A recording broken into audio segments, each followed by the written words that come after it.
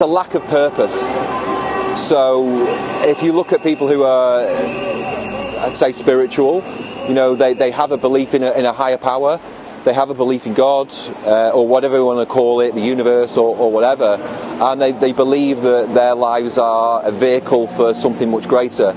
They're not feeling the same fear, and fear is obviously a tool of control and has been for centuries. So they're not afraid.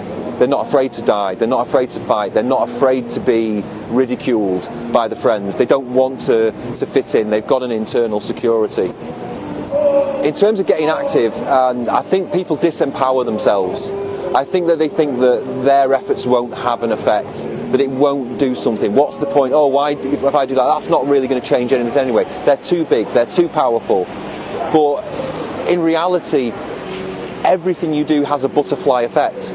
Every small action that you do ripples out into the world, and you've no idea the impacts that you've had. When I did that long march, you know, I may have impacted one person. I did actually meet a guy along the way in a churchyard, and we were chatting, and he felt stuck for several months in his life, and we talked for a couple of hours, and we really had this deep conversation, and he felt, oh, I know what I have to do now. I don't know what he's gone and done. I have no idea what he's gone and done.